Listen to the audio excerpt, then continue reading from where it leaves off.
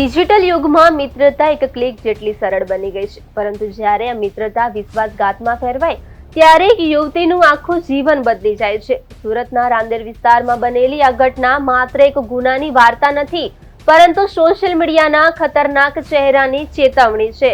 રાજસ્થાનના કોટા પંથકની 21 વર્ષીય યુવતીનો સંપર્ક સોશિયલ મીડિયાના માધ્યમથી સુરતના એક યુવક સાથે થયો. યુવકનું નામ અમન. વાતચીત શરૂ થઈ, મિત્રતા વધી, વિશ્વાસ બંધાયો. યુવતીનો જન્મદિવસ નજીક હતો.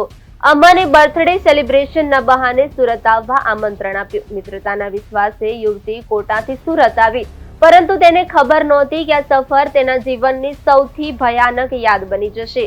આ ઘટનામાં અમન એકલો ન હતો. તેનો મિત્ર મોહમ્મદ તોહદિલ, જે પોતાની અસલી ઓળખ છુપાવી રોહિત ઉર્ફે તુષાર નામે યુવતીના સંપર્કમાં આવ્યો હતો. ધર્મ અને નામ બદલીને વિશ્વાસ જીતવાનું આયોજનબદ્ધ કાવતરું હતું. ફરિયાદ મુજબ યુવતીને નશાકારક ઇન્જેક્શન આપી તેની પર વારંવાર દુષ્કર્મ આચરવામાં આવ્યું. હેવાનિયતની ઘટના યુવતી માટે માનસિક અને શારીરિક રીતે વિનાશક સાબિત થઈ. યુવતીની ફરિયાદને આધારે રાંદેર પોલીસે ઝડપી કાર્યવાહી કરી બંને આરોપીઓની ધરપકડ કરવામાં આવી છે અને આ મામલે વધુ તપાસ પણ હાથ ધરવામાં આવી છે. આ ઘટના એક ગંભીર પ્રશ્ન ઉભો કરે છે. શું સોશિયલ મીડિયા પર ઓળખાયેલી દરેક વ્યક્તિ પર વિશ્વાસ કરવો સલામત છે? ખોટી ઓળખ, ફેક પ્રોફાઇલ અને પ્રેમજાળ આજે ગુનાનું સાધન બની રહ્યા છે.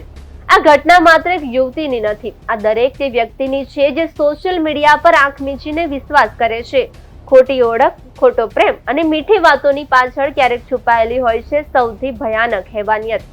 આ કોઈ એક ઘટનાની વાત નથી, આ ચેતવણી છે. સાવચેત રહેવાની, સચેત બનવાની અને અન્યાય સામે અવાજ ઉઠાવવાની, કારણ કે વિશ્વાસ તૂટે ત્યારે મૌન સૌથી મોટો અપરાધ બની જાય છે.